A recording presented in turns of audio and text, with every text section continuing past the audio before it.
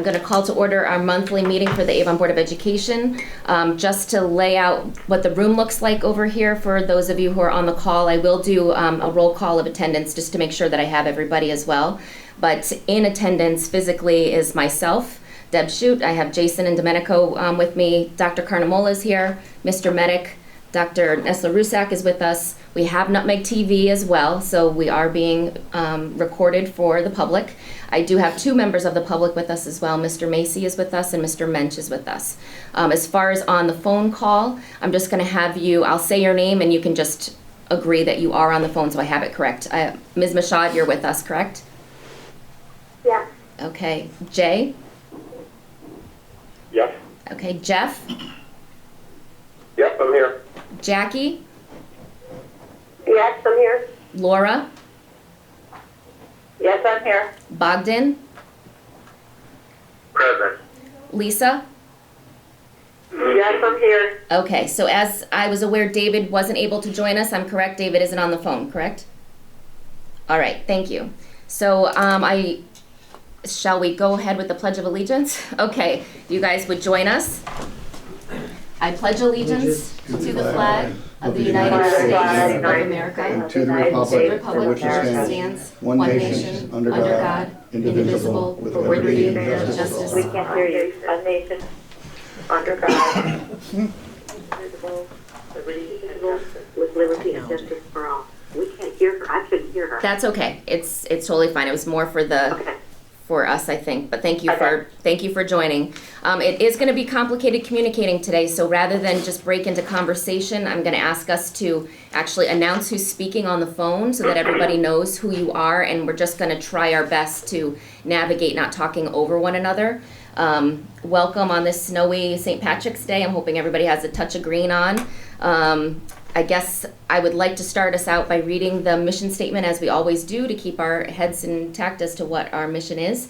Our mission is to inspire in each student a joy and passion for learning and a commitment to excellence, personal integrity, and social responsibility.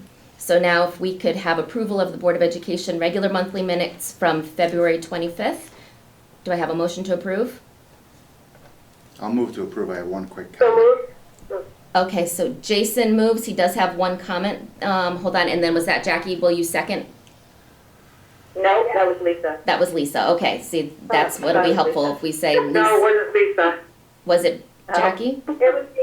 It was Jackie. Okay, and then Jason, you have a comment? Yeah, page 6, the Amazon donation. I think this motion was seconded by David Kavanaugh. I'm assuming. Amazon donation, Jason moved, and, oh yes, so we'll change David and Domenico to David Kavanaugh. Jeff, did you hear that?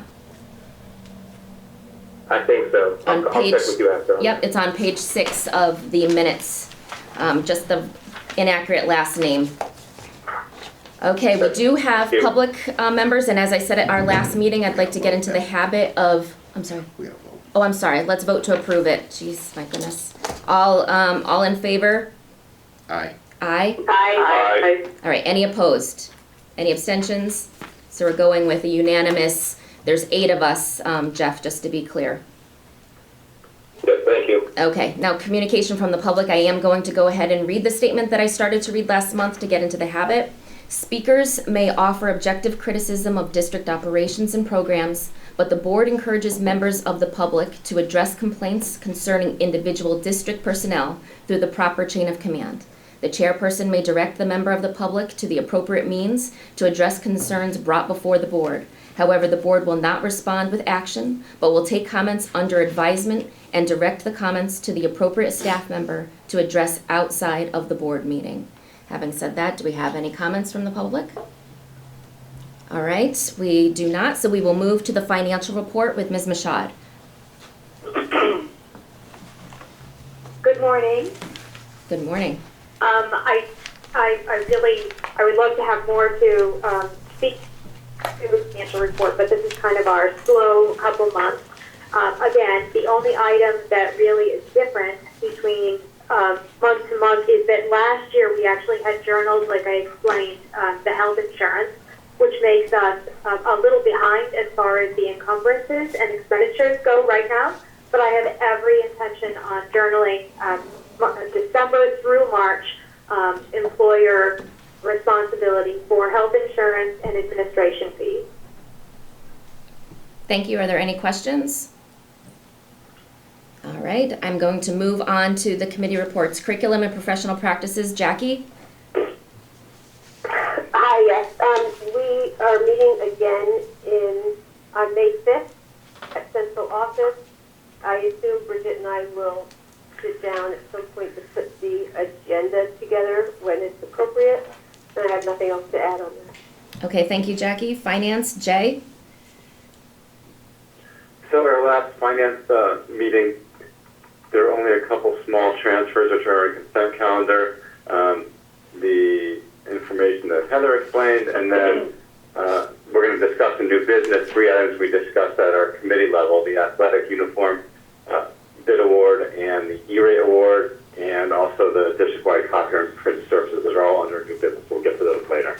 And this one also pointed out our next meeting is going to be a different time than usual just because of so many conflicts with the town meeting. So our next meeting is scheduled for 9 a.m. on Monday, April 6th. And that's all I have. Okay, thank you. 9 a.m. Monday, April 6th. Okay, negotiations. Jason? So we are still negotiating with the food service workers and their secretaries, and things are a little bit in flux just under the circumstances of the times right now, but I'm sure once this passes we will begin meeting again. Okay, thank you. Policy. Laura? At our last meeting, which was on March 10th, we focused primarily on a number of items, including the bullying prevention intervention policy, which we have brought before you for a first read. We also discussed our bylaws. Under new business, we had discussed the purchasing policy and some additions that were made to it in response to the audit recommendation. And we have not determined whether we're going to have a meeting in April, but again, for the same reasons that there are so many public meetings, there's a conflict for the date when we would normally have it. So once that's set, it will be made public. All right, thank you. Liaison report, board rep to the Capital Region Education Council. Jackie? Yes, they have postponed their meeting till April, and I think we are in a wait-and-see kind of mode, obviously, for any of those large meetings. They are reaching out to all of their students regarding where to pick up lunch, or probably breakfast and lunch, and they are handling that, I think, from their end. That's all I have. I can keep you posted if we have the meeting in April. All right, thank you. Board chair update. First of all, I want to thank everyone for your flexibility. This is an off time for our regular board meeting. We had to switch it from an evening time to morning time because they are deeply disinfecting our buildings, and we wanted to appropriately respect that process so that we don't interfere in any way. We do still have things to act on, so as a board, it's important that we can make ourselves available. So I do appreciate you all joining us this morning in order to do that. And I also want to thank Dr. Carnamola. I believe that she acted very swiftly and responsibly last week. Prior to every district doing the same. I think that I can truly appreciate how dedicated she is to our students and our staff to keep everyone healthy and be safe. Hence, we have most of our board members on the phone this morning in order to do that as well. So I just want to make sure and say that definitely she has my full support of every decision that she's making. It's a day by day at this point, and we are all doing our best. So I just wanted to make sure that that was very clear, that we definitely appreciate the effort that she has put in, and it really has become a 24/7 position, and we definitely need her here, and we're lucky to have her. I will leave it at that and move on to the superintendent's report. Dr. Carnamola. Good morning. Thank you, Ms. Shute. And thank you as a board. So, it's actually Board Appreciation Month. In March. I think we'll celebrate that the next time we're all together. But I'll just at least pause for a moment and say thank you for your support all year long, but in particular as we go through what we all keep describing as an unprecedented time, clearly. I'll speak briefly to my normal items and then circle back to a few pieces around the big picture where we are right now. So if you go to the hiring report, on page 9 of your packet, you see that we have been able to replace our 2 teaching assistants at Roaring Brook and Pine Grove. We've had 2 further resignations for paraprofessionals who have been able to secure full-time employment elsewhere, I believe, and also an ELL, an English Language Learners Tutor, so we'll be looking to replace that person at Pine Grove. And you'll see on our retirements, Phil Colgan from Thompson Brook, a custodian who has been with us many years, who many of us are, I probably actually venture to say all of us are very sad to see go. We knew that he would be retiring this year. He is now retiring as of April 20th, and we wish Phil the best of luck. From the enrollment perspective, not a huge change as you see from February to March. We are up 4 students. We are at a difference of a total of 23 students from 2019. I will mention here that we were continuing kindergarten registration. We will be looking to determine what that plan looks like moving forward for continued dates for kindergarten registration.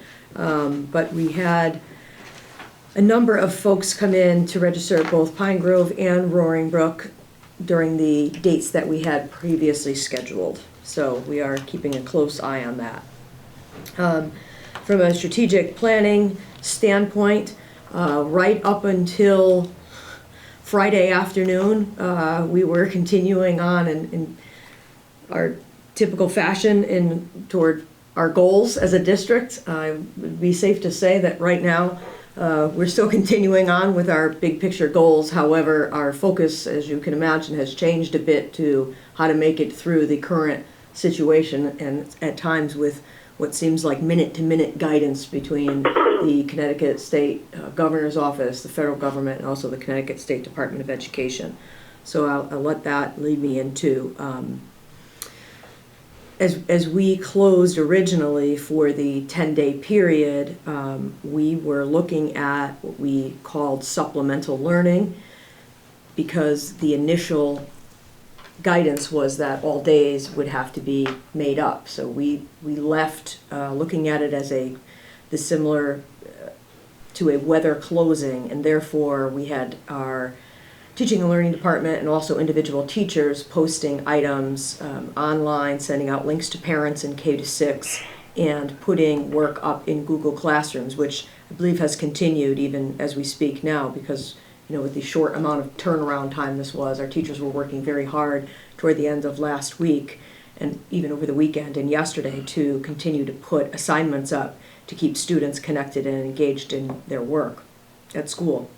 Now, however, first of all, as you know, the governor closed all schools through the 31st for sure, which was one day longer than we had originally closed, and also made it clear that we would get further guidance whether or not we would return on March 31st. The purpose of that, as we have been told, is to slow the curve of transmission of the virus, or flatten the curve as they refer to it, primarily looking to maintain what order we can in our medical settings, such as hospitals, so that we don't have surges of folks with the virus overwhelming the system. We heard a lot about that yesterday on the governor's calls related to actions that the state is taking to ensure they have enough personnel in the hospitals and also hospital beds. But in conjunction, they are asking all public agencies and private businesses, as you know by now from watching the news, to assist in slowing that transmission by enacting strict social distancing, allowing individuals to telecommute to work whenever possible, and keeping people from traveling unnecessarily.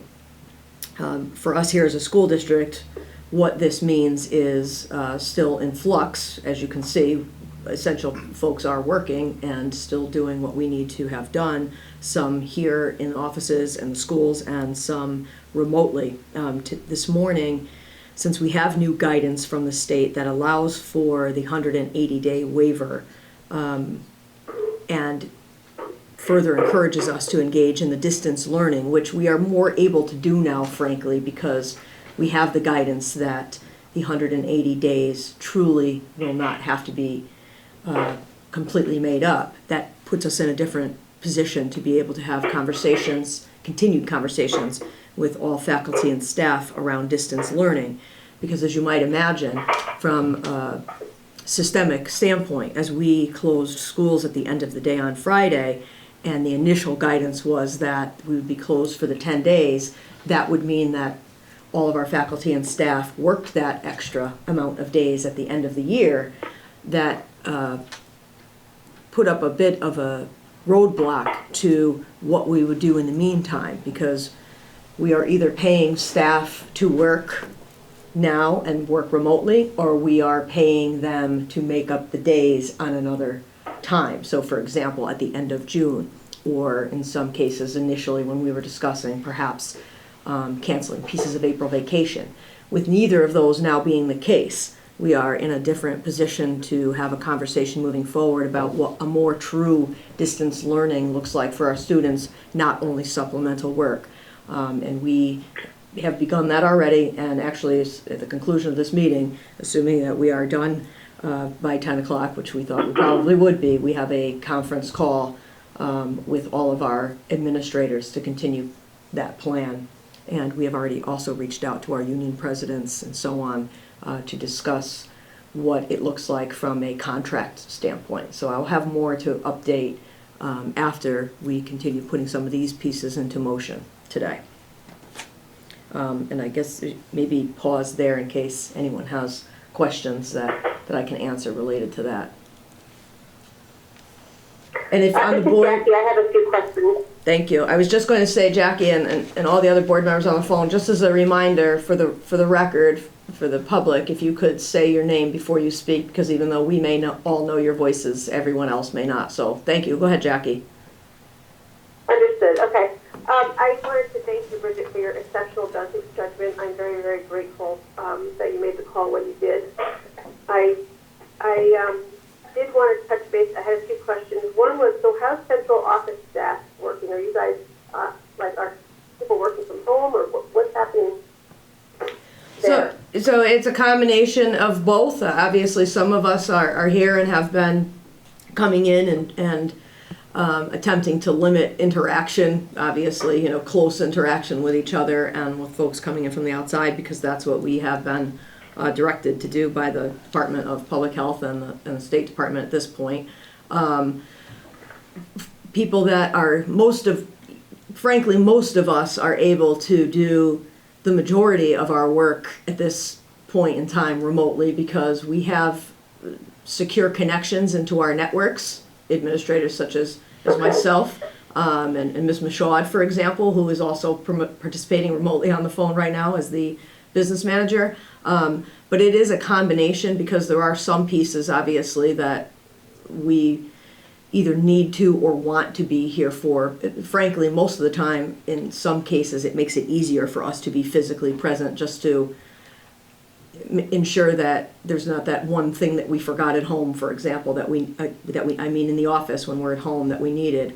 We've also had parents coming in to continue picking up Chromebooks if they've needed them for their students to access work online. So thank you to the tech department and the teaching and learning office. Dr. Rusak herself was here yesterday assisting parents who are coming in and signing out those Chromebooks. So it's a combination, Jackie, for all of us, both the administrators and the clerical staff and the tech folks that work here. And we had a meeting at Central Office Friday to discuss what that would look like moving forward. So what I can tell you is that everyone is still working in some capacity, whether or not they are on-site or off-site.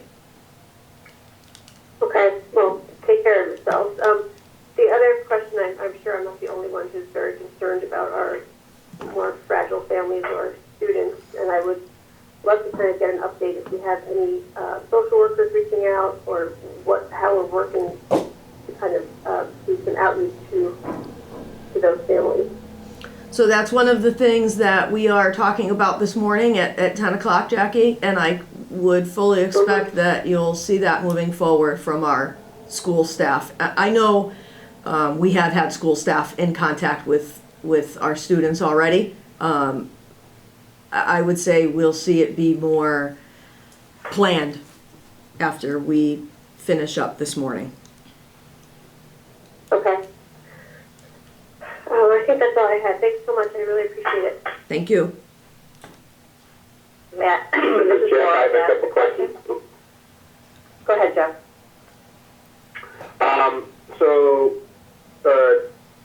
Bridget, last night you forwarded us an email, a memo from the Commissioner of Department of Education regarding the possibility of an end date of the school year. Can you clarify what the Commissioner's statement was and how that calculates into our plans for the end of the year? So what the commissioner's statement was that they were, and I'll call it truly suspending the 180-day legal requirement, because as you know, when the governor did so previously under the executive order, it was still requiring us to make up as many days in person as possible at the end of June. In other words, that we would not go beyond June 30th, but assuming that we may very well make up all of the days like we would, for example, in a weather closure between June 17th, which had been scheduled as our last day, and June 30th. The commissioner's memo now, there has been a change to the guidance, and they are now allowing the school districts to waive the 180-day in-person requirement to maintain what would have been the last day of school in whatever district you work in, which again for us is June 17th, and engage in distance learning in order to continue on with the days. So that's helpful to all of us as school districts for exactly the reason I mentioned earlier. Without that specific guidance, it makes it much harder for all of us to have specific plans with our employees and their related bargaining units, right? Because we had to be clear about how many days we were expecting people to work, whether that's in conjunction with a contract, whether that be in person and or remotely. So is that more clear, Jeff? It is. So at this point, is your plan still to dismiss school on June 17th? So that's their guidance at present, and and as you know, it seems as though we've gotten new guidance sometimes daily, sometimes twice a day. So we are going to move forward right now, assuming that will stand as the last day of school. That does not mean that if we needed to bring staff in, we would not be able to. We have some flexibility, right? But we know that we can plan now forward on as long as we are able to meet our own requirements and standards, that we would be able to dismiss on June 17th, which for us would be a very good thing in the sense that we also already have graduation scheduled on the 17th, and the venue has been given the down payment on that and so on. Now that said, I have to also say that people are asking the what if we still are limited in social gatherings by June 17th. And I have to say, I suppose anything is possible right now, and we'll have to cross that bridge when we come to it, whether or not we would still be allowed to have a full graduation. All right, thank you. And the second question, if I may, deals with the instruction that is supposed to be going on at this point. I know you have a meeting with the administrators after this, but there seems to be talk of various parents and districts. There seems to have been some inconsistency in terms of information given out to students by their teachers. Some are claiming they've gotten tons of work, others are claiming they have not. I wanted to know if you can clarify what the directive has been, and then going forward, are we truly planning for distance learning in all of our courses, including all the elective areas, or are we focused primarily on the required or courses, and then ultimately, depending on how long we go, how does this factor into credit assignments?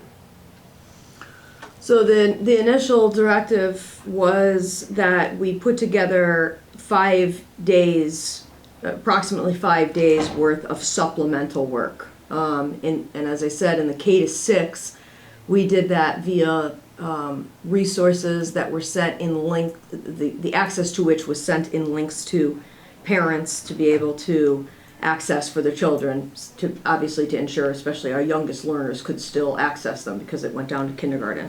From 7 to 12, teachers began populating assignments into Google Classroom. So we are taking stock, to your point, Jeff, of where we are with all of those at present.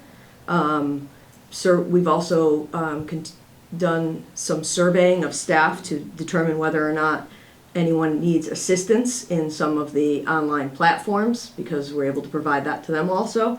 And so the original directive was for everyone and would continue to be in all areas. So that we have a little bit of work to do, obviously, to figure out what that looks like in some of our elective courses. So for example, we've been asked, what does that look like in physical education, right? Or in music or in art. And that's a piece of what, for a prolonged period of time, not only 5 days. So that's a piece of what we are looking at already and trying to continue planning for today. Number one. Number two, you asked about credits, Jeff? Yes, I did. What are you asking, if students would receive credit for the courses? So my concern is that, to your point, was that there's some inconsistency maybe with some of the elective courses. It's easier to put out maybe a social studies assignment, but as your point, physical education or some of the other areas. Knowing that there may be a prolonged period of time where students aren't getting the support in those elective areas, they still need those credit requirements. So I was wondering if you had taken consideration, or you're working on something sort of figure out how to award the credit as such. Yes, because we have to be able to provide the learning experiences so that they can get the credits, to your point. I think, and this last question regarding special education, obviously I know I saw in the message last night that Dr. Meerman's working with the regional directors of special education, but there are some students who receive alternate education, whether it be self-contained or so forth. How are we addressing some of those individual issues as well?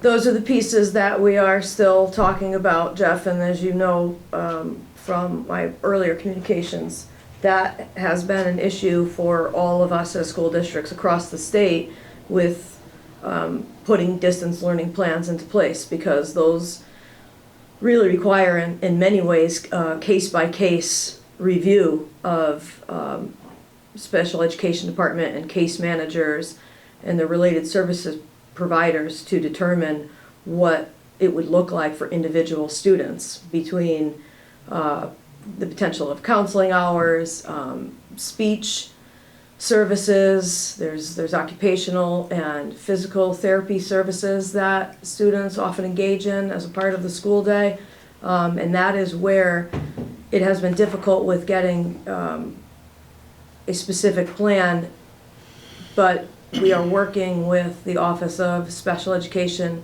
with the state, and Dr. Merriman's been in direct communication with the bureau chief, and they've been conference calling as an entire group statewide with the bureau chief and others in the Department of Special Education to be able to ensure that we do everything possible to meet student needs. So do I have a plan to tell you right now for exactly what that will look like? No, because that's one of the things that we held off on, waiting to know about the 180-day requirements. Because if we were, Last question. I was just going to say, Jeff, if we were, for example, ensuring that we made up day for day, then we have potential for continuing services for those students on those days, right, in person. If we are not, it will need to be a combination of remote services and also the potential for what we continue to do in the extended school year, which, as you know, we already have a number of students with special needs that come to school with us during the extended school year, typically, usually at the end of June and then for most of July. But we will need to look at that plan also and make determinations about whether or not we need to add services and hours on for students. Thank you. Last question, I promise. Regarding our non-salaried staff, and I know that you may not have an answer because you're discussing it currently with bargaining units and other members, but what is our plan regarding our non-salaried staff at this point? Are we paying them? Are we not paying them? Is there a plan to use federal funding to cover their pay? I'll just throw it back to you at this point. So we haven't, the state government and legal counsel that represents the majority of school districts have been working with the federal government to determine if there will be any funds that come out to support public agencies in this, Jeff. So to that end of it, we haven't been told about an actual answer to that yet. I know that it's something that is in the works. They're also looking for some potential changes and or clarity related to unemployment laws. So that is something that's also been going on. From the district standpoint, what we were all advised to do legally during this initial shutdown was to, and actually even moving forward, was to meet our bargaining unit contracts. And they look different from bargaining unit to bargaining unit, but I will say for the most part, what the contracts require is how many days people will work, right, as a minimum. And so that means also that even if they're hourly employees, there is an annualized version of their pay that their contract allows for. And so this is a good example of what I was saying earlier, the difference between whether or not those days were available to be made up in person, or folks were going to be expected to do work remotely and or in person as a combination. And so with the second now being what the guidance is, we are shifting the majority of our employees to an annualized salary. And I'm talking about hourlies also, obviously, it's mostly who I'm talking about, so that they can, we can meet their agreements on the one hand, and on the other hand, we can have them do the work that we need to do at present and throughout however long we may be closed. So let me see if I just understand it.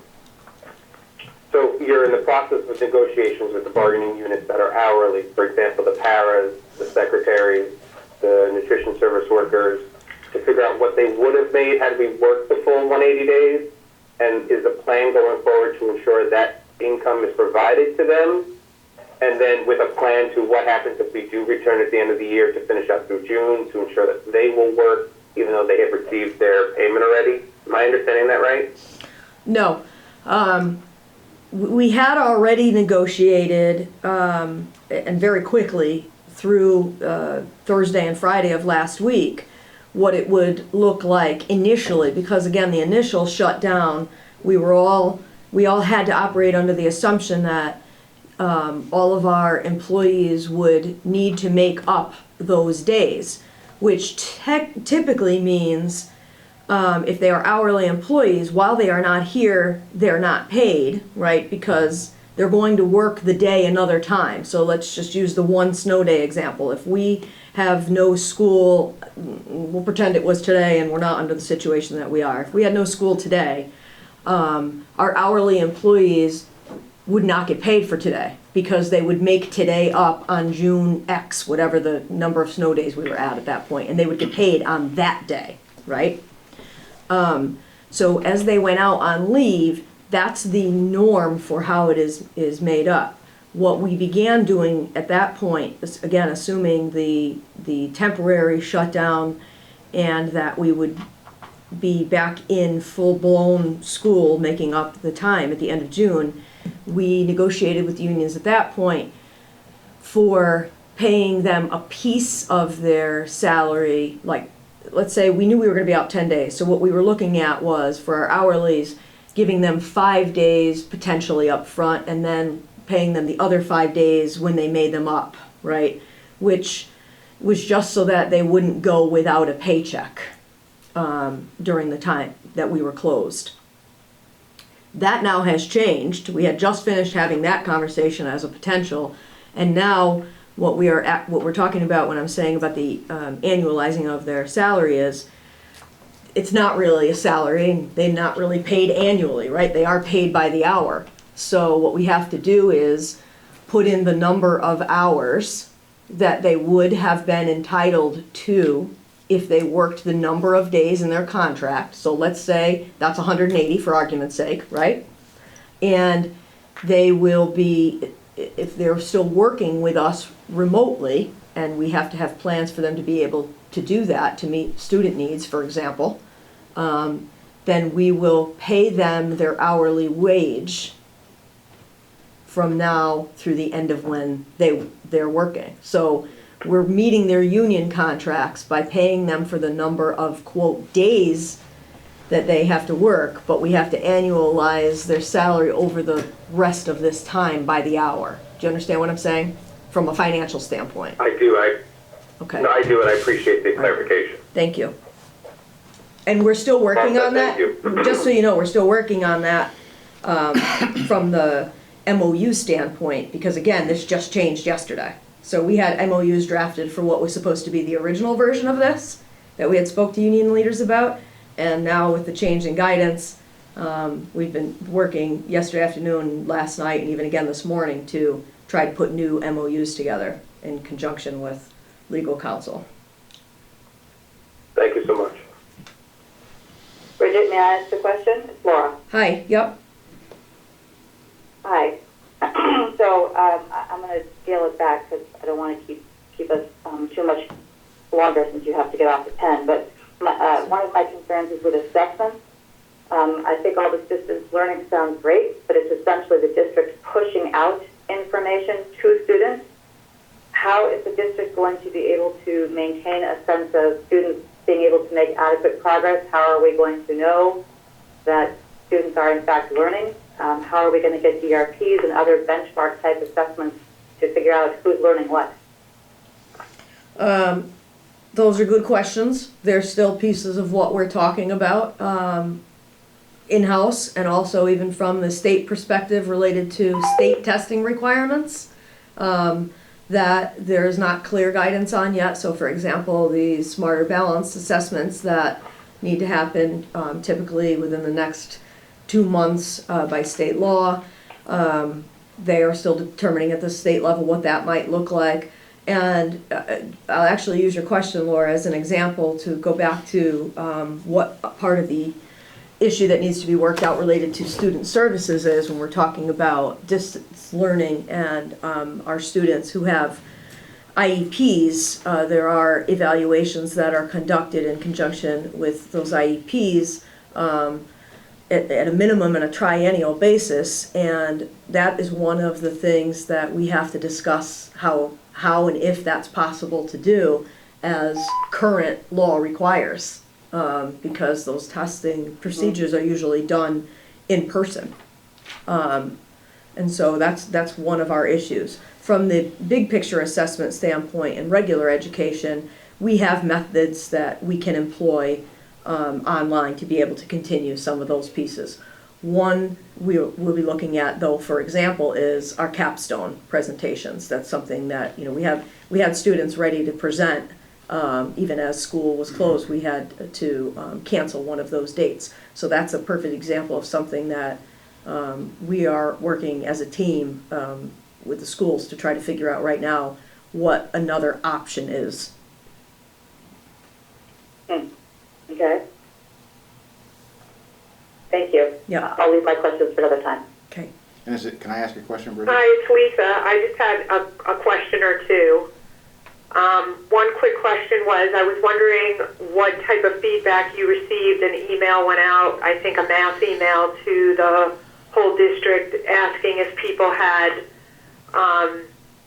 computers and equipment that they would be able to receive information. And I know you had said that people were coming to pick up Chromebooks, but was the district covered as a whole with people's capabilities of working remotely?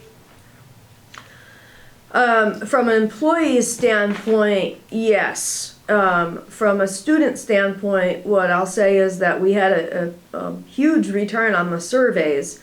I know that it was over 1,700 people that responded very quickly. That's still not all of our families, however, and so I think that's why we have continued to see folks contacting us to come in and pick them up, number one. And number two, moving forward, that'll be another thing that we do, is send out another communication to ensure that if there are additional needs out there from our families, that they are still able to come in and pick up additional Chromebooks. We actually dismantled more carts out in the schools, and we had more, I believe 100 more Chromebooks delivered here to central office yesterday afternoon, so that we could manage that additional supply, because we've been telling, as I mentioned earlier, parents or guardians they could come here to pick them up. We sent Chromebooks home with students last week that needed them. Parents picked them up in the schools, parents picked them up here, so we will continue doing that, and we will put out another notification as we move forward in case more people need them. And in some cases, I think part of what it is even if families have a device at home, we also have a lot of parents who are working from home right now and need their one or two devices for themselves. So even if they already have the technology at home, they're looking for additional technology for students to be able to stay connected. Okay. And then a follow-up question to that is, I know you're going to be meeting or speaking with all the administrators, so is there any thought that there will be, when I say face-to-face, I don't mean actual face-to-face, but will there be, do you think that there'll be any type of interaction between teachers and students over this time via electrical equipment again? Yes. Okay.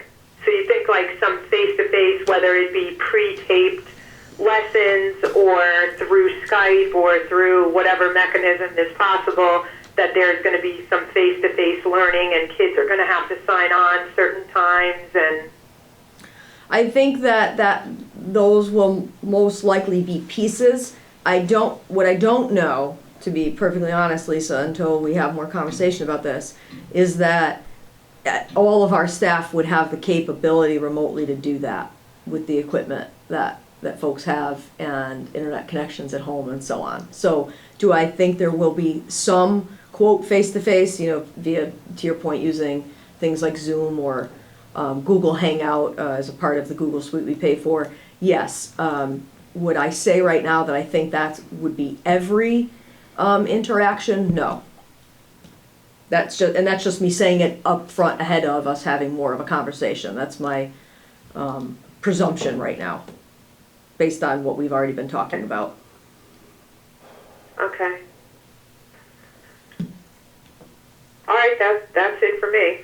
Thank you. So my question was just in follow-up, this is Jason for the people on the phone, in follow-up to Laura's question about the district pushing out work versus maybe not being able to take it back in, but I guess I'm under the impression we do have some tools in place to actually allow students to send work back in, like Google Yes. Classroom, things Yes. like that. I mean, there's the ability for students, and I think in practice they're already even doing it when they're in school. Right. They come home, they log on, they send assignments in. Correct. So the tool is there, and it's The just tool that is there. The It's how idea we- is to kind of maximize it. Right. It's how we already use it, and it's already used very well and often 7 through 12. It's not used as often when we're talking about the younger grades, so that may be something that changes as a result of this. Good, thank you.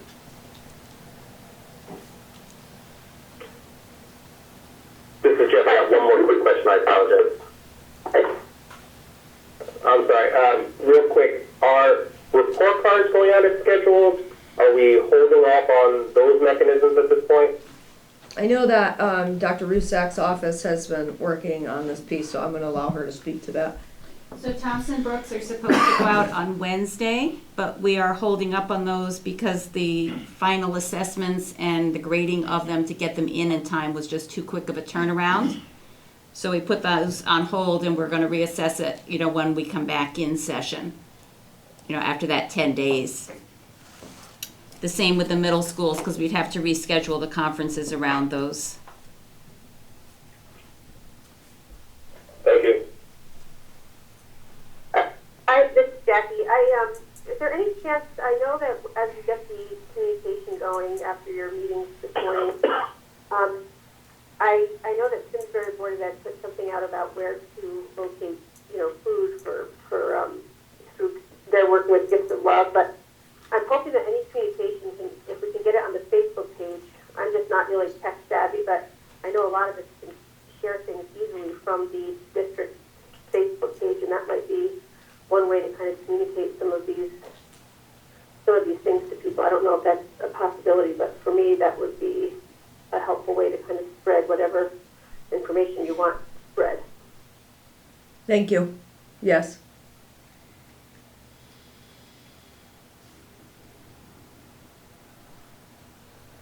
Deb, can I ask questions now too? If you have, yes, Bogdan, go ahead. So, question slash comments. I think one of the things that would be beneficial is if we have a plan to conduct live virtual sessions or synchronous sessions, to put that out in the plan so parents have ample time to download whatever application we end up using for that approach. So I think that's one idea, because it sounds like we do have a potential plan for having some live virtual sessions.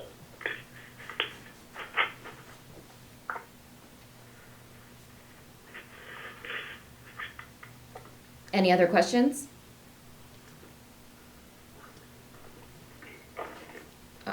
Hey, this is Jay. Can you hear me? Yes. Okay. So I just want to follow up a bit on the e-learning experience. I don't know, through the survey or through communication, we are aware that all students do have access now, and hopefully we do. But as a follow-up, I know in Dr. Konomola's communication with us, she has expressed how we're staying in line with our neighboring districts, Farmington Valley, West Hartford. But I am hearing that other districts in Connecticut, I think Glastonbury is one of them, that has taken e-learning a further step, and just want to make sure that we're aware of what other districts are doing and considering those options. Yes, Jay, and all of us as superintendents have been having those conversations together. We met on Friday and also in between on the phone. And potentially also at field schools as well. I hear Northwest Catholic has a schedule with students logging on to classes, almost like a true school schedule. And then my other comment too is, to the point of reaching every student in our district, can we proactively make sure that they respond back? In other words, no one falls through the cracks. So I can send an email out and say, please respond to know that you received this email, to have that sort of response back from parents so that we know that every single student is accounted for in terms of having access to the right applications and tools and so on. Yeah, so we have, when people responded to the survey, it was linked for us by their emails, so we know who we have responses from at present. And when we send it out, again, to your point, Bogdan, that is how we will do it. Because, as I said earlier, as many responses as we did get, we know we didn't get responses from all, and in some cases that may be because they knew they didn't need any assistance, either with internet access or with the technology. But we also know that it's possible that that's not the case. And just so that you know, we as a district, via our school staff and some folks here at central office, reached back out individually to students who, if we didn't have responses or responses that were not complete, that looked as though maybe there was a misunderstanding of what the question was asking, we had folks reach out to parents and ask specifically and take care of some of those issues.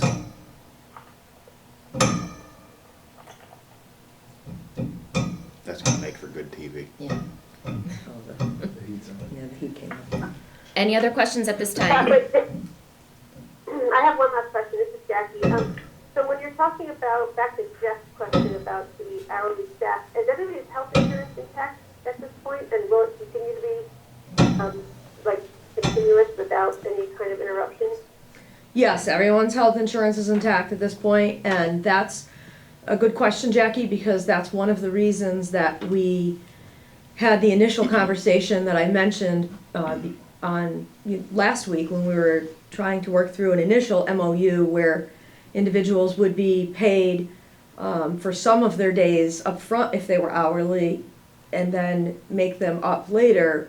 Part of that was exactly this reason, because otherwise folks not only wouldn't have gotten a paycheck, they would have had to write a check to maintain their health insurance. And that was one of the things that we were looking to avoid, to be able to keep all of our employees online, no pun intended, with us as we moved forward with a little bit of uncertainty last week. Thank you. Anyone else? Okay, then I'm gonna move to the consent calendar. Can I have a motion to approve the budget transfers? So moved. Jason moves, do I have a second? Second from Laura. Second from Laura. All in favor? Aye. Aye. Aye. Any opposed? Any abstentions? I'm not sure if someone left the phone call at this point, Jeff. I heard the beep, so I don't know exactly. It was me. I got disconnected. I came back. Okay. I apologize. Okay, so we're still at 8 then, I'm assuming. Okay. Next, old business, policy 6144, controversial issues. It is our second read. Did anybody have any questions or comments at this time?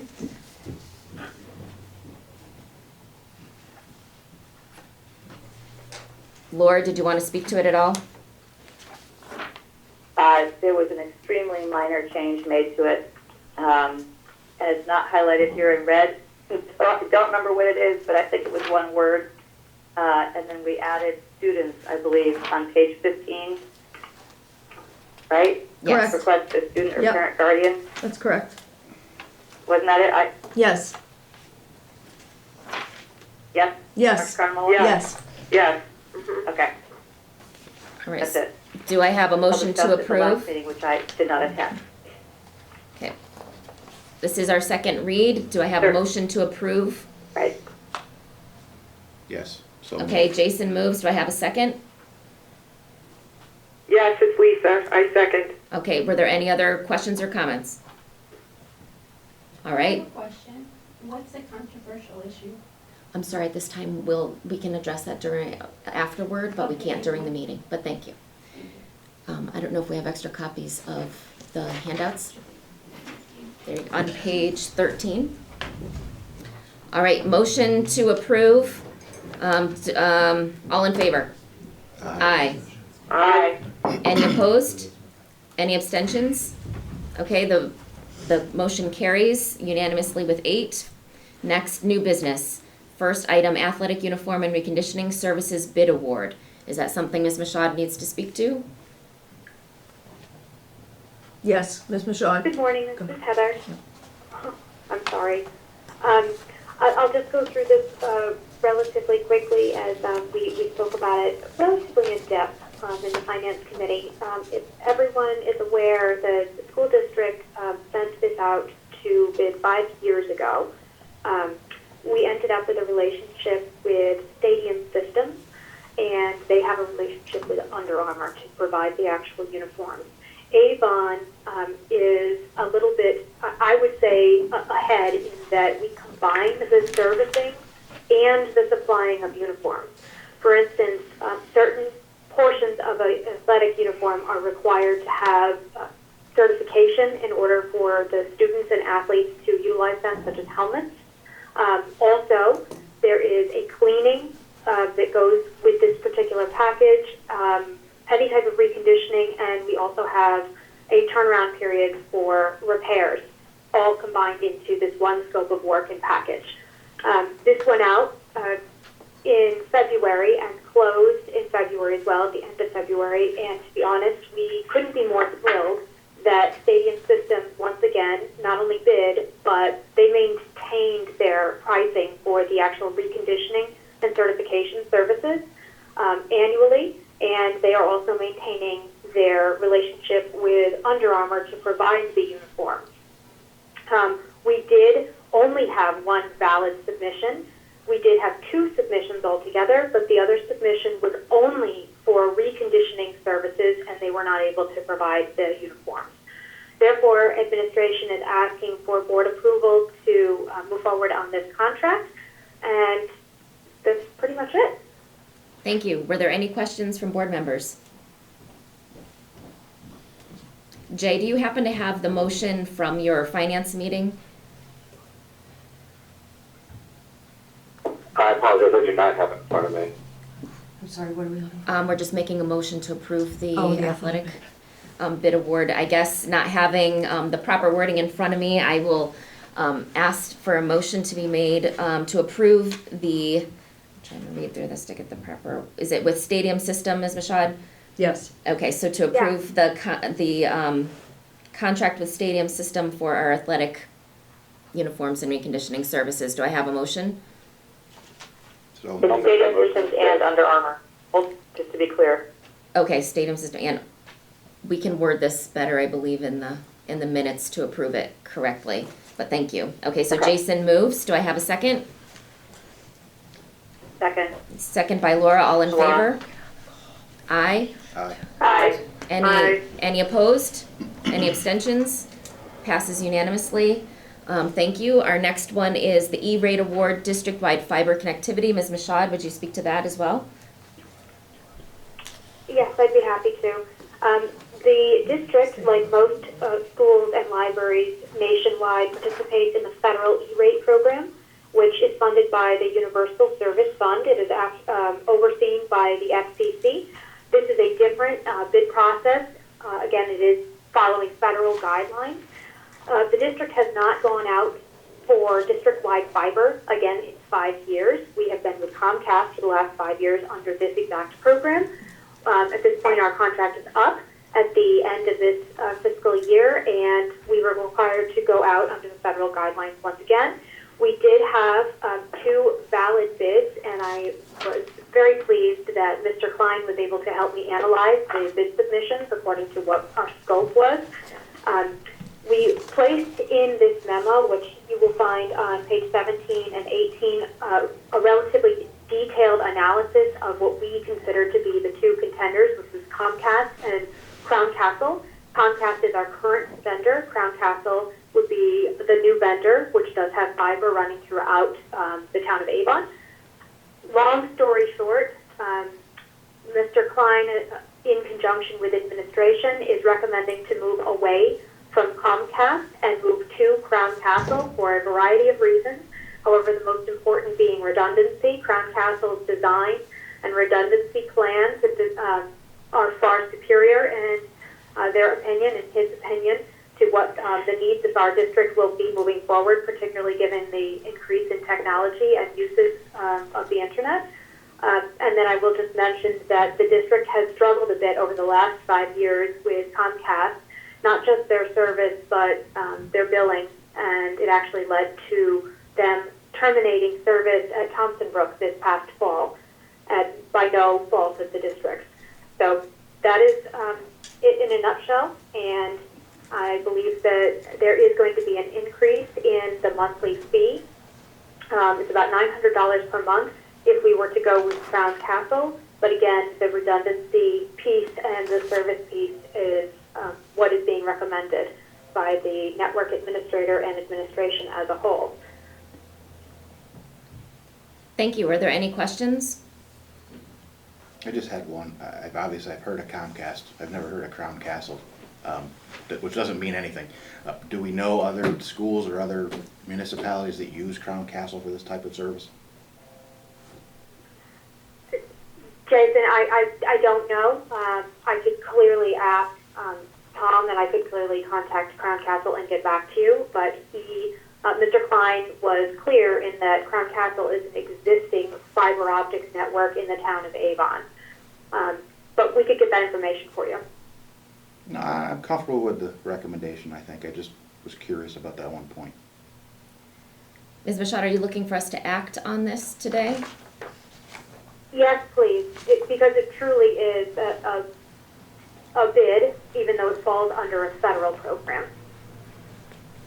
Okay, so again, I will attempt to craft a motion to approve the bid by Crown Castle for our district-wide fiber connectivity. Do I have a motion?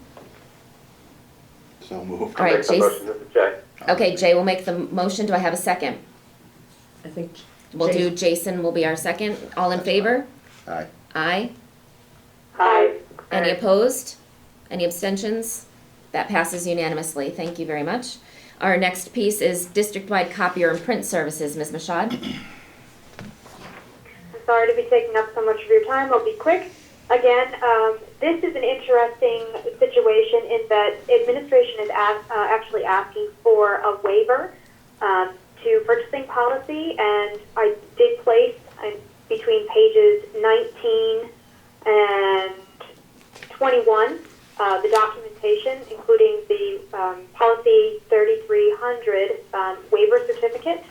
We have been combined with the ERC districts. There's 10 districts over the last 4 years that have gone out to bid, 5 years ago actually, for printer and copier services. It's over 300 machines. We are so pleased with our current provider, which is the Office Works, as well as the machines that came with that particular relationship, that the ERC requested two things from the Office Works. One was an extension on the current contract, and two was a proposal for a new 4-year contract. The ERC districts reviewed both of those opportunities and found that the new contract for a 4-year period was more beneficial for all of us. All of us will be seeing some type of savings over the month-to-month bills, as well as we're going to maintain this high level of service that we've been receiving over the last 4 years. Therefore, administration is asking for a waiver of the purchasing policy, citing that this particular contract was thought out and executed under a consortium agreement. And if Avon had gone out by itself with its less than 30 machines, we would not be receiving the same pricing, given the 300 machine capacity that we're currently out to bid with. Thank you. Any questions? Okay, so are we looking to approve the waiver? Is that what we're asking, or just this is informative of the fact that we're staying with this contract? Yes. We would like, to be honest, we would like the contract approved because it does exceed contract dollar amount. Okay, thank you very much. So I'm asking for someone to make a motion to approve our continuation of our contract with The Office Works. the Office Works services for our copier and print services district-wide. This is Jackie, so moved. Okay, Jackie moves. Do I have a second? Second. All right, Jason seconds. All in favor? Aye. Aye. Aye. Any opposed? Abstentions? That one passes unanimously as well. Thank you very much. Now, policy 5131.911, the bullying prevention intervention. It's our first read, so it's more conversational, or if anyone has comments or questions about it today, does that apply to anyone? We're prepared, as we talked about in the policy committee, to go through the overview of the changes, because as you can see, we spent quite a bit of time on this policy in the policy committee. Initially, I had brought it up for review last year because there had been changes to statute that were not reflected in the existing policy. That said, as I said in the policy committee meeting over the many times that we talked about this, because it is such a large and important policy, we had been following the policy as it's in front of you right now as a school district already, because we need to make sure that we're in compliance with state law. So what you see here on page 22, you see there's a tremendous amount of redlining to what had been our existing policy that we worked closely with legal counsel to bring up to current standards. I would say that even more changes were made in what we term the regulations, which are what we follow as a district, what we need to follow as a district, but not what require board approval. As you know, it's the policy itself that the board sets, but we, as usual, want to make sure that the board is also aware of how the regulations play out in implementation in the school district. So this is a large packet of information. The policy is smaller than the recommendations, which is typically the case. So we ask that you look through the redlining, and that's why it's on as a first read. And we have the highlights of the major changes, as we discussed in the policy committee, that Mr. Medic has for us, that he'll speak to now, draw your attention to certain pieces of it, but obviously for you to look through the entirety of it if you have not already, and I know the policy committee members certainly have in depth before our next meeting. So Mr. Medic, if you would go through you have the bullet points in front of you, I don't have them with me. Certainly, thank you. Good morning, everyone. Just to draw attention to a few key points, to ensure alignment with state statute, on page 23 of the packet, we've added definitions of cyberbullying and teen dating violence, as well as the enumerated 19 requirements of the Safe School Climate Plan into the policy. These 19 points are articulated in all of our building Safe School Climate Plans and our district Safe School Climate Plan as well, so there's consistency amongst those. As we kind of move forward, those 19 aspects are what become part of the regulation, which begins on page 26 of your packet. You'll notice some of the changes really being adding cyberbullying and teen dating violence to various aspects of the regulation, but we've also tried to streamline the regulations to ensure that notification of the onset of an investigation into bullying, cyberbullying, or teen dating violence is done for both students, or notification to parents of the alleged perpetrator as well as the alleged victims are done within one school day from the onset. The regulations continue for a number of pages. We cleared up some definitions through pages 27, 28, and 29. And really the remaining aspects of the regulations are just streamlined to ensure not only how we communicate, whom we communicate, the timeline for where we communicate, also what disciplinary consequences could be issued, as well as what services such as counseling, mediation can also be issued. There's sections of the regulation that guide when we need to notify law enforcement of the bullying or cyberbullying or teen dating violence. And one of the reasons this policy and regulation became much longer is we added a supplemental to the regulation that is a clear, consistent selection that can be added to all school handbooks as a supplemental. So instead of us putting in the full policy and our regulation at the advice of board counsel, we've added a few pages that we can simply add to our existing student handbooks to ensure compliance with the policy. We've streamlined our forms as well on various pages, beginning on page 46 of the policy, to ensure consistency as well as ease of use for both parent or student, as well as for our building administrators. Those are just some of the highlights, and as I did share at the policy committee, based on a public act, we will have to revisit the definition of bullying for July 1st, 2021, but we wanted to ensure that we are compliant with the state laws in regards to cyberbullying and teen dating violence at this time. Thank you. Do board members have any questions or comments? You just had a couple of quick comments. This is Laura, and I just want to add that we also, for consistency's sake, spent a long time looking at the timeline in which a report of bullying would have to be made. Perhaps Dr. Carnamola can speak to that. or Mr. Medic? A complaint being made, I think you're talking about with the notification to parents, right, Laura? Correct. Yes. Yeah. So that's what, when Mr. Medic mentioned the changes to the language that were made regarding notifying parents or guardians at the onset of the investigation. And we did spend quite a bit of time talking about that because we started to disentangle what that looks like when our administrators are investigating something that they don't always up front know the extent of or which students might be involved. So we talked about how to ensure proper and timely notification to parents as that investigation is unfolding. So you see throughout, it's typically within one school day or 2 school days, depending on which piece of the policy that we are talking about. If you look on page, I believe it's on 23, Laura, that's the start of where the changes are, right? So under number 3, for example,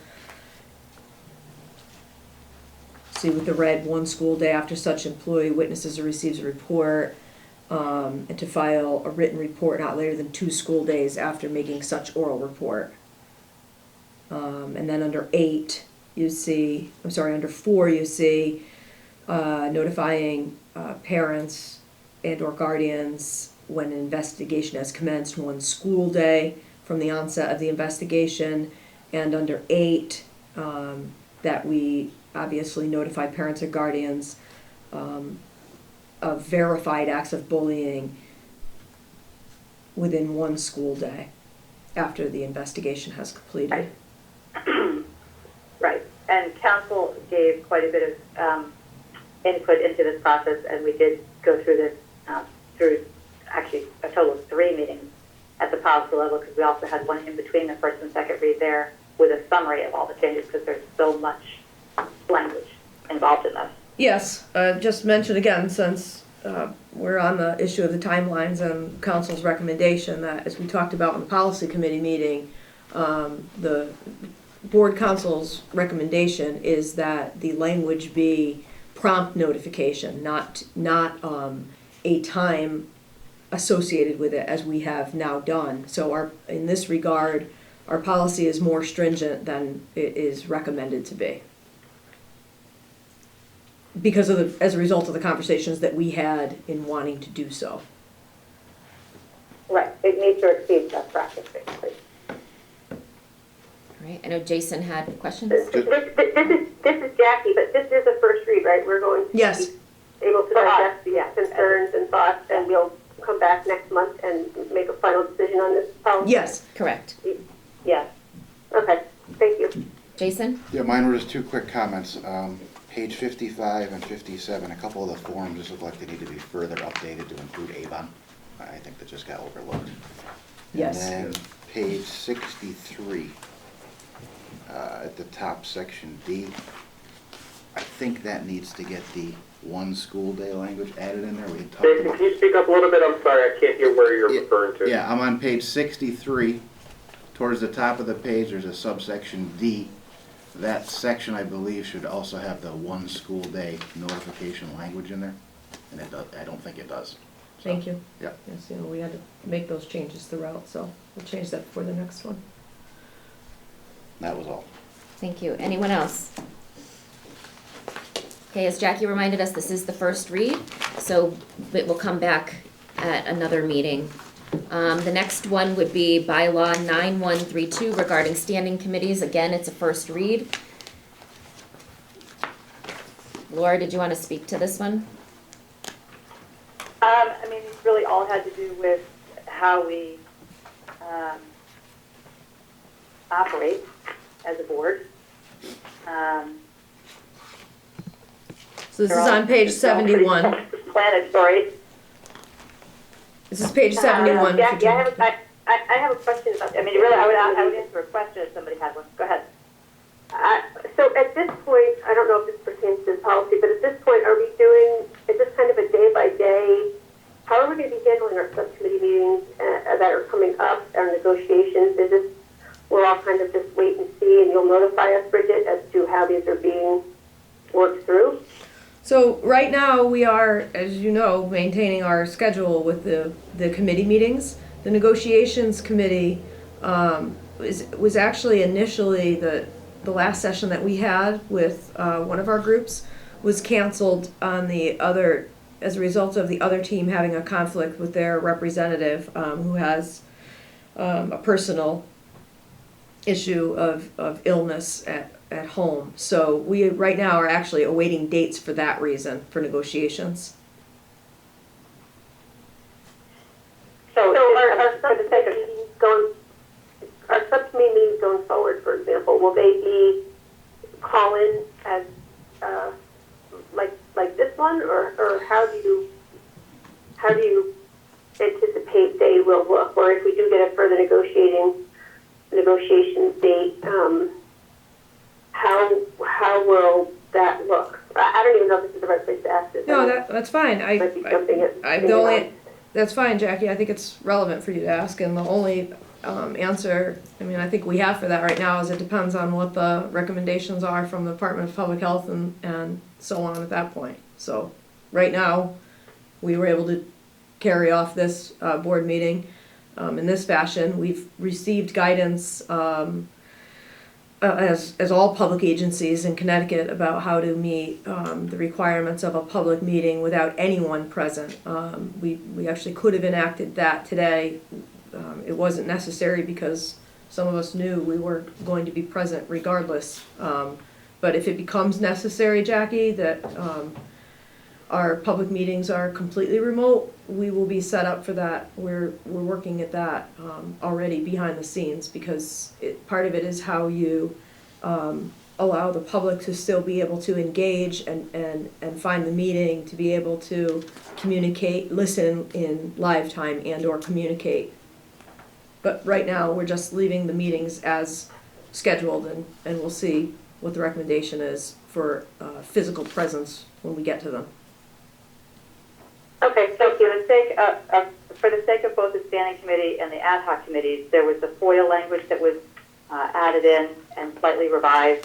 Correct. And then for meeting conduct, we added the word "or vaping" on page 75. And construction of posting an agenda on page 77. We just took a look at the order in which we conduct a meeting and what the agenda looks like. But again, I'm trying to save time, so I was hoping everybody would just go through and see where those minor changes had been made. With the purchasing policy, just to keep moving forward, Deb, I don't want to usurp you, but I'm trying to help get through this quickly with respect to the policy information. The purchasing policy, we added language based on information that was learned as a result of the audit. I don't know if Ms. Michaud would like to speak to that or not. You can find it at the end. It's the addendum at the end. Go ahead. Go ahead, Heather. I'll be very brief. We discussed this the last meeting that the district did receive an audit comment. It was on the federal single audit side. Essentially, we had a disagreement between our auditors at Bloom Shapiro and the sample model policy from Shipman and Goodwin, which we adopted in order to be ahead of this particular curve in the federal regulations. What you see here is an appendix that was literally negotiated between Shipman and Bloom Shapiro that will now meet what Bloom has designated to be the uniform federal guidelines. And the reason why it is in this form is because our attorneys did not feel as though anything was wrong with the policy that existed, policy 3300.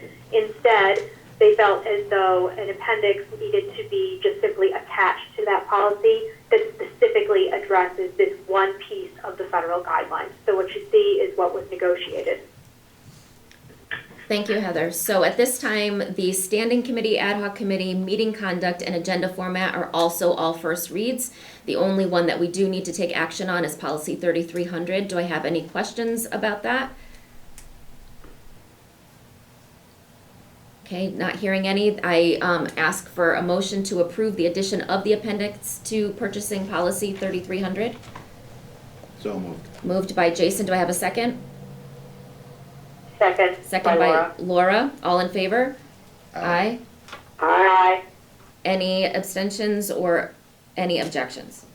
Okay, that passes unanimously. Thank you. Next is communication from Avon Board of Education members. I'm just going to ask that we possibly keep it brief since we've asked a lot of questions at this time. Does anybody have anything? Okay, hearing none. I would just say two things. Go ahead. This is Laura? Deb? Yes, Laura, it go is. ahead. I just want to know where it would be appropriate to respond to the person in the room about what somebody asked about a controversial issue before, as it relates back to the policy. So tell me when it might be appropriate to respond to that person. This isn't really conversational agenda item, correct? Remember? So we did hand her a copy of our agenda packet so that she can read along with that.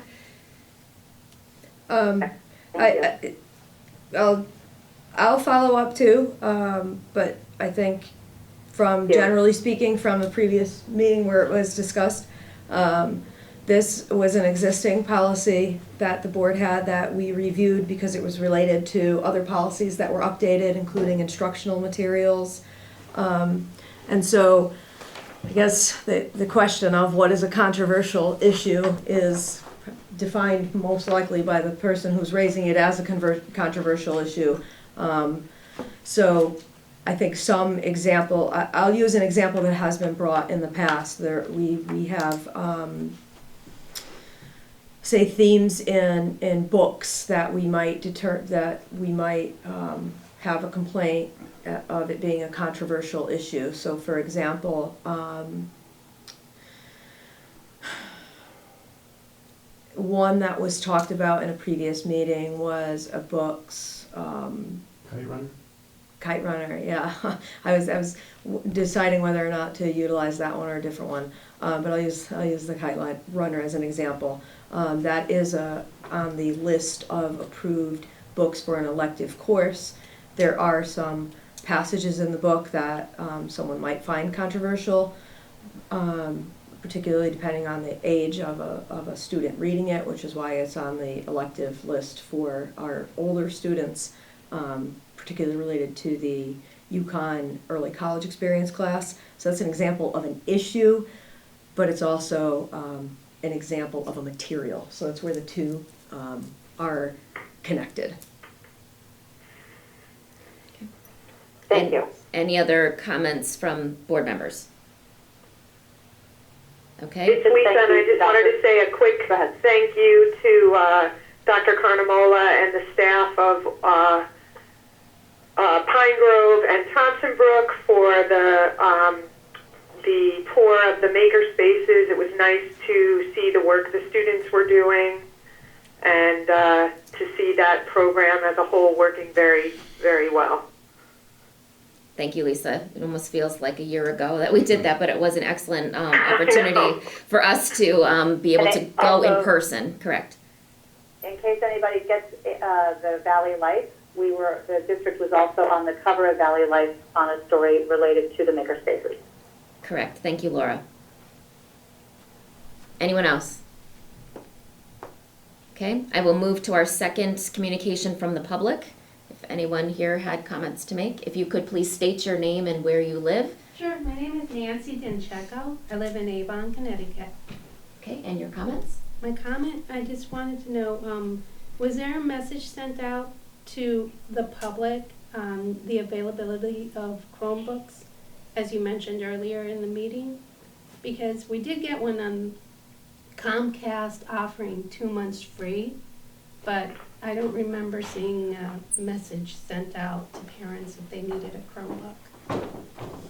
So we did send a notice that was a survey last week. We can double check and make sure that your address is correct in the system, but it went to ask more than one question. One was about the availability of technology for students at home, and the other was about internet service at home. No, I saw that, but particularly a message saying that we have Chromebooks available. I didn't see a message stating that. Understood. So we collected the information, and anyone who was in need of one, that's by the survey, that's who we reached back out to at the time to see if they needed it. And as I said earlier in the meeting today, now that was assuming that we would move forward with the supplemental piece of education. Now, with the distance learning piece of it, we'll move forward again to ask people again now that it will be more necessary for them to have them. Individually? Yes. No, we will send out the survey again in a different way to ask to make sure that, yes. Particularly, or to let them know that there Yes. are Both. Chromebooks available? Yep, both. Okay. Yep. Now, where can I find the minutes to the controversial business? I understand what a controversial issue is, but as I was reading through the minutes, I couldn't find specific to what they were speaking to. So, are there like redacted minutes for the public to have, that the public could have access to? Because, I mean, there are moments, there are controversial situations that come up, a controversial issue regarding a student, etc. And I understand FERPA laws and all of that, and it's pretty much like HIPAA laws. But where can I find meeting minutes that are redacted so that, well, I myself could read through? Because in talking to people in the community, there are situations that have come up that we have in common, and it seems like it's not being shared, or whenever something comes up, it's being taken care of right there on site. And no one, although there are many people that have similar issues, that information isn't being shared. Do you understand? Or am I making it clear? I'm not sure if I'm making my thought clear. I'm going to ask this, Nancy, just because it's not the norm in the meeting. So through the chair, do you want me to respond to the comment online or offline? Because it's not our normal practice. Right, normally we don't have conversation at this time. We receive your information, we take it in, and then make sure the appropriate person responds to you, which Dr. Carnamola can. Because I can speak generally, though, if you I want me to. would say generally about would be good, but specifically offline. So I'll speak specifically to the minutes. So the minutes for any of our meetings are posted online. Those are the meeting minutes. But to be clear, so in this regard, for example, about controversial issues, it's not related to any specific issue or incident. It's about the board's policy. So the minutes you will read are only about the board's policy.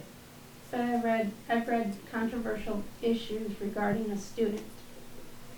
So in that case, you would not find any minutes related to controversial issues related to a student. There's no board conversation about. No redacted. No.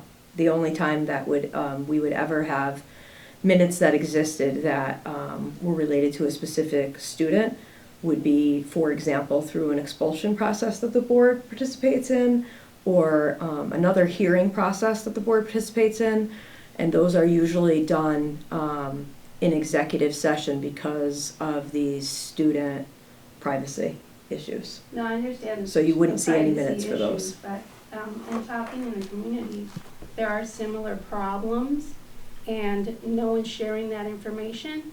And I see that unless I'm only one of the parents, are you one of the other parents? I'm sorry, I'm not pointing you out. I mean, how many parents show up to these meetings is what I'm saying too. That's another question I want to segue to. These, again, it's not meant to be conversational, but these meetings are just generally doing the business of the board in order to pass policy and move that forward, but we are not discussing any students in particular or incidences in the buildings in particular. It may be worth reminding the public also that our meetings are all televised on Nutmeg TV and are available online so they can see the actual context of any conversations we had. Yes, and that would be for our general monthly meeting minutes, but more of the controversial issues would probably come up in the policy meeting minutes if you wanted to read the conversation about the policy, but that's all you'll find there. But at this point in time, I'm going to just, unless you have any other questions or comments, I'll leave it to an offline conversation with Dr. Carnamola. Okay. Okay, are you awesome? Yeah, I'll just say, again, to be clear, this particular policy controversial issues is related to instruction. it's not any other controversial issue that might happen in a school, because I think that's part of what we're talking about too. Yes. This particular policy is related to instruction and potential complaints from parents or guardians related to that. And so anyway, I'll follow up offline, number one. Number two, I just, through the chair, wanted to take a moment to thank all of our administration and staff who, it's not only, this isn't a one-man show. I've been able to do what I've been doing with our communications and with our contract negotiations and trying to get the materials posted for students and so on, through a huge team effort, and one that, to be perfectly honest, we have not had a lot of time to do, clearly by the way that this has unfolded. And so I just want to thank all of our faculty and staff, because they have been incredibly engaged and cooperative and supportive of our efforts in trying to move the district forward in what we all just keep referring to as unprecedented times. So I appreciate that. Just didn't want that to go unsaid. I thanked you as a board, obviously, already, but I would be remiss if I didn't thank everyone who worked here. Thank you very much. I couldn't second that any higher than what you have done. We do appreciate all of the effort that's going in this public health crisis time. Is there anything, I believe we're ready to move to adjourn unless there were any other public comments. No? Do I have a motion to adjourn? So moved. Jason moves. Do I have a second? Somebody on the phone want to second the adjournment? Second, Laura. Okay. Okay, Jay will second it. All in favor? Aye. Aye. Aye. Any opposed? Any abstentions? We adjourn at 10:33. Thank you, everyone.